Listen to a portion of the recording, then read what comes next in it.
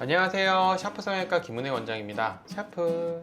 오늘 이 시간은 쌍꺼풀 모양에 대해서 설명드리도록 하겠습니다. 쌍꺼풀은 높이에 따라서 세 가지로 분류되는데요. 인라인 쌍꺼풀, 인아웃라인 쌍꺼풀, 아웃라인 쌍꺼풀이 있습니다. 사람마다 개인적인 차이가 있지만 통상적으로 평균을 내보면 4에서 6mm 정도는 무쌍 쌍꺼풀이 나오게 되고요. 6에서 8mm 정도 라인을 잡으신다면 인라인에서 아웃라인으로 변형되는 동양적인 눈에 잘 어울리는 쌍꺼풀이 만들어지게 됩니다. 8에서 12mm까지 아웃라인을 원하시는 분들에게 쌍꺼풀을 만들어 드릴 수 있는데요. 눈이 튀어나오신 분의 경우에는 낮은 높이로도 아웃라인이 잘 나오겠지만 눈이 조금 들어가신 분들에게 조금 높은 라인을 잡아야 되기 때문에 12mm 정도에서 아웃라인이 나오게 됩니다. 쌍꺼풀을 만들 때 가장 중요한 것이 말랑말랑한 피부 부위가 아니라 안검판에 고정하는 것이 중요합니다. 눈 해부 논문을 참고하면 안검판의 평균적인 길이는 9에서 10mm 정도인데요. 이 안검판의 높이보다 많이 크게 쌍꺼풀을 잡게 된다면 안검판이 올라가면서 우리가 만든 유착을 건드리게 되어서 쌍꺼풀이 보다 잘 풀리게 됩니다. 쌍꺼풀을 오래 유지하고 쌍꺼풀이 잘 만들어지려면 안검판으로부터 2mm 정도 높은 위치까지만 쌍꺼풀을 만드시는 것이 중요하겠습니다.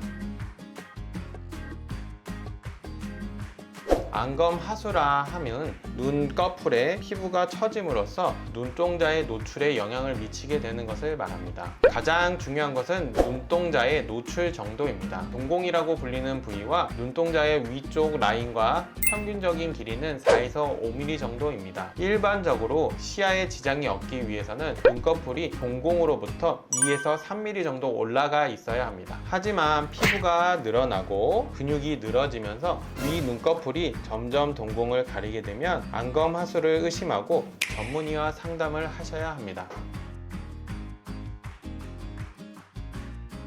쌍꺼풀을 만드는 방법에는 크게 두 가지가 있는데요. 첫 번째는 절개법, 피부를 절개함으로써 쌍꺼풀을 만드는 방법이 있고요. 두 번째는 비절개법, 실이 들어갈 수 있는 구멍을 만들어서 쌍꺼풀을 만드는 방법입니다. 절개법의 경우 남아있는 일부 피부를 제거하고 늘어진 근육 또는 과도한 지방을 제거할 수 있기 때문에 보다 큰 라인의 쌍꺼풀을 만드실 수 있습니다. 하지만 피부를 절제하기 때문에 상처가 생기실 수 있고 수술 후 상처 관리가 조금 필요한 점 꼭 유의하세요. 비절개법의 경우 흉터가 적다는 장점이 있으며 보다 유지력을 강화시키기 위해서 여러 개의 매듭을 통해서 쌍꺼풀을 만드는 방법을 추천드립니다. 나에게 맞는 쌍꺼풀이 확실하지 않거나 사회 초년생인 경우 화장이 진하지 않기 때문에 아무래도 흉터에 주저할 수밖에 없는데요. 이런 분들에게는 비절개법을 통한 쌍꺼풀 라인을 만드는 것을 추천드립니다.